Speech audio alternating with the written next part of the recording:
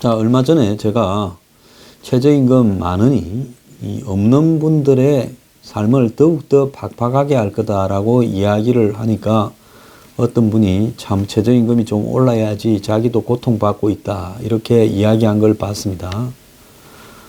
자, 저도요 이거 참 문제라고 생각합니다. 사실은 최저임금이 어느 정도는 조금은 올라야지 지금 받고 있는 최저임금으로 삶이 쉽지 않다라는 것은 맞지만은요, 이런 부분들이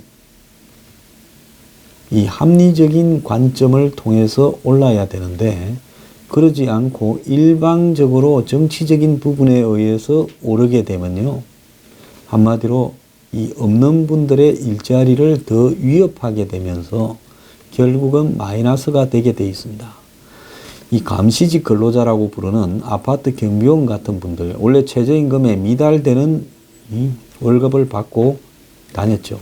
근데 2015년부터 단계적으로 이 직종도 최저임금을 2년 뒤에는 보장해 줘야 된다 되니까 해고가 시작되었습니다. 그래서 48,000명이 해고가 된 바가 있습니다. 자, 지금도 최저임금 인상의 건을 일자리 위협받는 아파트 경비원 해가지고 기사가 지금 나오고 있는데요. 오늘 기사입니다. 다음 주부터 최저임금이 오르는데 월급을 올려주기보다는 오히려 꼼수로 월급을 깎아버리고 더 나아가서는 사람을 줄이고 있다고 이야기를 합니다. 서울 한 아파트 입주민들은 얼마 전에 경비원들에게 근무 중 휴게 시간을 2시간 더 늘리자고 했습니다. 얼핏 보면 경비원들 생각한 것 같지만은 월급을 줄이려고 그런다는 겁니다. 그러니까 최저시급이 16.4% 오르게 되니까 휴게 시간을 늘려고 근무를 줄여서 임금을 묶으려고 한다는 겁니다. 내년에 임금이 23만 원 오르는데 야간 휴게 시간을 2시간 더 늘리면 오히려 24만 원이 마이너스가 돼서 결국은 임금이 오른 게 아니라 내리게 된다는 겁니다. 자, 말이 휴게 시간이지 주차와 택배 전달을 요구하는 주민들 때문에 사실상 쉴 수도 없다라고 이야기를 합니다. 동네 잘 사는 동네 아파트 주민들은 주차도 택배도 경비원 분들한테 맡기는 것 같습니다. 경비원들이 쉴 수 있는 곳은 휴게실인데 현재 쉬는 시간이지만 전체 근무하는 50명의 경비원 가운데 이곳을 이용하는 경비원은 단 3명이라는 겁니다. 그래서 노원구의 또 다른 아파트도 경비원 54명 가운데 14명을 감원할지, 또 감원하게 되면 남아있는 사람들이 일을 제대로 할 수 없을 거라고 이야기를 합니다. 그래서 최저임금 인상이 당장 중산층 이상이 사는 아파트에서부터도 일자리를 위협하고 소득을 실질적으로 위협하는 쪽으로 가고 있습니다. 이것이요, 눈에 보이는 게 아파트 경비원이라서 그렇지 곳곳에서 식당부터 지금 곳곳에서 이런 일이 지금 벌어지고 있습니다. 그래서 식당 같은 데도요, 알바 뛰는 학생들한테 과거 6시간쯤 일을 시키던 걸 4시간으로 줄이면서 노동 강도는 6시간쯤을 시킨다라는 이야기도 나오고 있고 이런 부작용들이 속출하고 있습니다. 그런데 이 최저임금 인상과 관련해서 우리가 정말로 이런 젊은 층의 상당수가 알바나 최저임금으로 살아가는데 이들이 처해 있는 상황에 대한 이해도 분명히 해야 됩니다. 지난 연휴를 전후해서요, 이 최저임금과 관련 있는 10대, 20대들의 고용 한파가 갈수록 깊어지고 있다라는 이야기가 나왔습니다. 이 10대, 20대에 있어서의 소득 증가율은 전체 연령대 중에 제일 낮았고 세금 사회보험료를 제외하고 실제 쓸 수 있는 가처분 소득이 유일하게 감소를 했습니다. 한국은행 금융감독원이 조사한 내용에 따르면 30세 미만 가구주의 경상소득이 작년에 3,279만 원, 즉 3천만 원 정도 돼 1년 전보다 0.4%가 늘었다고 합니다. 그래서 세대별로 경상소득 증가율 중 30대 미만 증가율이 가장 낮았다라고 합니다. 30대는 4.5%, 50대는 4.3%, 40대도 3.6%였다는 거죠. 그런데 30대 미만의 경상소득 증가율은 전체 평균 2.6%보다도 2.2%가 낮은 0.4%라는 겁니다.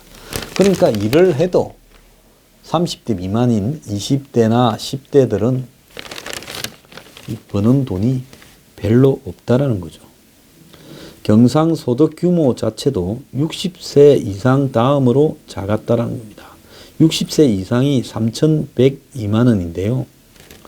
그러니까 한국의 제일 불쌍한 사람들이 20대 미만과 60대 이상이라고 봐야 되는 겁니다.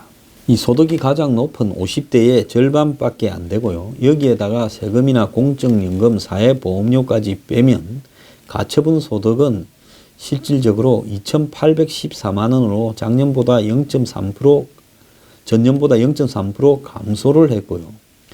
이런 가처분 소득이 줄어든 세대는 30대 미만밖에 없다고 합니다.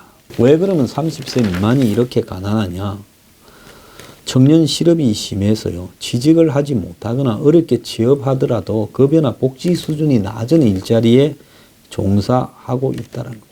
얼마 전에도 나왔습니다만은 15에서 29세의 실업률이, 청년 실업률이 9.8%고 당장 구직 활동을 하지 않는 공무원 시험 준비나 아르바이트를 하면서 생계를 이어나가는 청년, 즉 직장이라고 할 수 없는 청년까지 합치게 되면 실업률은 이것보다도 훨씬 높을 거라고 이렇게 짐작이 되고 있습니다.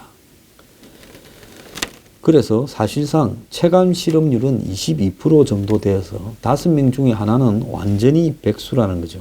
그래서 소득자 사정은 시원치 않은데 부채는 더 늘어나서 30세 미만 가구의 부채가 2,385만 원으로 1년 전보다 41.9%가 늘었고 부채 증가율도 세대별로 가장 크다는 겁니다.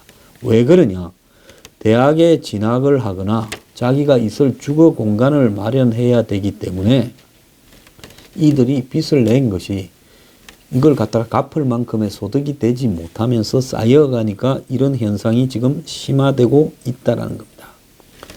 자, 그래서 이런 어떤 청년들의 한마디로 갈수록 가난해지는 부분, 그렇다면 최저임금을 인상시키고 이들을 비정규직을 정규직으로 하면 해결이 될 거다라고 이야기를 하지만은 한국공항공사에서 전부 정규직 한다고 이렇게 이야기를 했다가 결국은 비정규직 자회사를 만들어 가지고 따로 관리하고 그 자회사 사장의 이 노총에 간부하던 사람이 간다는 겁니다.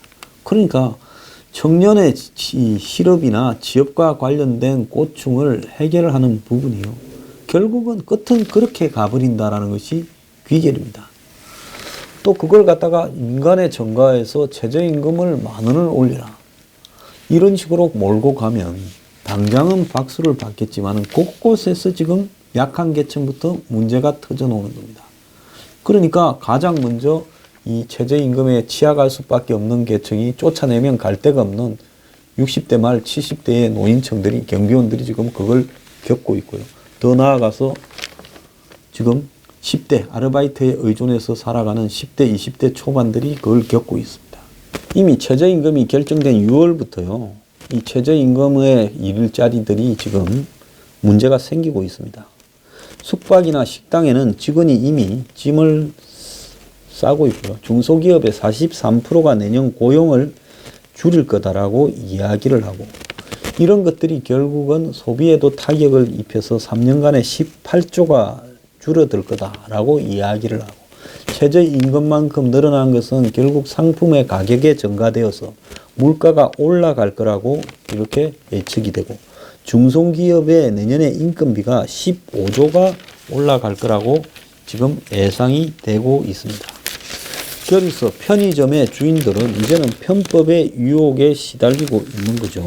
그래서 시급 6,000원, 즉 원래 정상대로라면 일을 할 수 없는 유급 노동을 할 수 없는 중국인 유학생들을 시급 6,000원에 고용을 해가지고 일을 시키는 일이 지금 발생을 하고 있다고 합니다. 특히 인건비 비중이 높은 유통이나 농수산업에서는 최저임금 문제가 매우 지금 심각하다라고 지금 이야기가 나오고 있습니다. 자, 이 최저임금이요, 우리가 이 지금 내년부터 며칠 뒤부터 일주일 뒤부터 7,530원인데요. 지금부터 5년 전에는 얼마 했느냐? 4,580원을 했습니다. 그러니까 4,580원을 될 때는 260원이 올랐는데 한 해에, 그 다음에 2013년에 4,860원으로 280원이 올랐고, 그 다음에 2014년에 5,210원으로 350원이 올랐고, 2015년에 5,580원으로 370원이 올랐고, 2016년에 6,030원으로 450원이 올랐고, 2017년에 6,470원으로 440원이 올랐는데, 이제 2018년에는 7,530원으로 1,060원이 올랐습니다. 자, 그래서 이 청년층이나 노령층의 고통을 줄이는 방법은 다른 사회복지적 문제를 일과 연계해서 할 수 있는 방법들을 단계적으로 해야지, 이것을 임금시장에서 지금과 같은 수준으로 연계를 하게 되면요, 이것은 매우 심각한 사회 문제가 생기기 시작을 하면서 최저임금의 대상자들이 당장 피해를 보는 일이 발생을 하는 겁니다. 이수봉 최저임금위원장이요, 언론 인터뷰를 해서 문재인 정부가 2020년까지 최저임금 10,000원을 올리겠다라는 이런 대선 공약을 포기할 필요가 있다고 이야기를 했습니다. 사회적 격차를 줄이는 것은 당연하지만은 최저임금이 만병통치약이 아니다라고 이야기를 했습니다. 자기가 위원장인 최저임금위원회가 지난 7월 달에 내년 최저임금을 16.4%나 올려서 7,530원으로 정했는데, 당시 이렇게 올린 이유는 3년 안에 최저임금을 10,000원으로 끌고 가겠다는 대통령 공약 때문에 거기에 기준을 두고 이만큼 올린 거죠. 자, 이 사람은 최저임금 인상을 지지하는 경제학자지만은 대선 공약이 현실과 동떨어져 있다고 문제를 지적을 했습니다. 국민들 모두가 물가 인상을 견뎌야 하고 세금을 좀 더 내야 되는데, 정부는 최저임금 인상, 즉 10,000원의 인상은 말만 하지 함께 있어야 될 세금 인상이나 물가 인상을 감내하려고는 하지 않는다는 거죠. 즉 생색나는 것만 챙기지 거기에 따르는 고통을 감수하려고 하지 않는다는 겁니다. 이 위원장은 최저임금이 왜 10,000원인지 애초에 경제 논리에서 출발하지 않았다는 거죠. 10,000원인 이유가 없다는 거죠. 단지 민노총이나 이런 노동단체들에서 10,000원이 돼야 된다라고 주장을 하니까 그냥 10,000원이 된 거예요. 그래서 10,000원은 받아야라는 말이 그냥 노동계에서 돌았고, 정치권에서 이를 덜컥 받았다. 대폭 인상이 필요하다는 통계도 믿기가 어렵다면서 최저임금도 받지 못하는 근로자가 전체 근로자의 12% 내외라는 통계도 사실이 아니다라고 생각한다는 겁니다. 지금 중견기업중앙회 소상공인연합회는 3년 내 최저임금 10,000원이 재앙이라고 이야기를 하고 있습니다. 최저임금 근로자의 85%가 중소 영세기업에서 일하고 중소기업의 40%는 영업이익으로 이자도 못 낸다고 합니다. 상공인의 27%는 월 영업이익이 100만 원도 안 된다고 이야기를 하고 있습니다. 중소기업 10곳 중에 4곳은 내년에 고용을 줄이고 아르바이트생을 줄이겠다는 자영업자가 40%를 넘습니다. 자, 이래도 안 되면 문을 닫고 결국은 최저임금이 아니라 일자리 자체가 없어지게 되겠지요. 그러면 최저임금은 어디에만 적용된다. 즉 식당이나 무슨 아주 영세기업만 적용된다. 이러든지 해야 될 건데, 대기업에서 연봉 4,000원을 넘게 받는 사람이 이것저것 수당이나 뭘 빼면 자기도 최저임금이 안 된다고 올려달라고 지금 이야기를 하고 있습니다. 우리나라 고용의 88%는 중소기업이 하는데, 이런 중소기업에서 지금 일자리가 최저임금 때문에 심각한 상황이 벌어지고 있는데요. 그런데 최저임금은 임금의 모든 종류, 임금의 이름이 여러 가지가 있지 않습니까? 상여금부터 숙식비, 밥값, 무슨 이런 것들이 수당 등이 있는데 이런 거를 포함한 것이 최저임금인지 최저임금의 규정도요. 우리나라만 매우 불명확해서 최저임금의 상여금이나 숙식비를 포함하는 영국이나 프랑스 또 숙식비나 팁을 포함하는 미국하고는 다르게 우리는 매월 정기적으로 지급되는 임금만 최저임금에 해당이 되어서 기업들이 최저임금을 감내해야 될 부분이 많다라는 겁니다. 자, 최저임금이 10% 오르면 고용이 1% 증가한다고 이야기를 하는데요. 문재인 정권 최저임금 만원이 아니라 최저임금 정책을 기본적으로 수정을 하고요. 자, 열심히 일을 하는데도 생계가 떼지 않는 사람들에 대해서는 정부가 근로장려금을 국민들에게 줘야 된다는 것을 설득을 하고 정치권과 더불어서 합의를 하고 세금을 인상시키는 쪽으로 가는 것이 맞는 것이죠. 그걸 하지 않으면서 자신들이 세금 올려서 해야 될 부분을 이 영세 자영업자나 영세 기업에다가 전가하는 것이 옳은 겁니까? 생색은 자기들이 내기 위해서 올리고 그 부담은 세금을 올려서 해야 되면 자기가 부담을 받지요. 지도는 아니지만 세금 올리면 조세 저항이 나타날 거 아닙니까? 그러니까 조세 저항 피하려고 영세한 자영업자들이나 영세 기업에다가 이거를 전가한다. 방법부터가 잘못된 거예요. 저도요. 정말 일주일에 8시간 이상씩 일을 하는데도 먹고 사는 문제가 기본적으로 해결 안 된다 하는 사람들에 대해서 성실한 사람들에 대해서 국가가 어떤 노력을 해야 된다는 것은 인정을 합니다. 그렇지만 그걸요.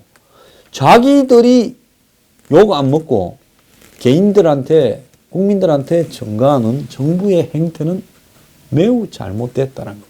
문재인 정권이요. 내년에 국정기조를 적폐청산에서 민생과 일자리 창출로 전환할 거다.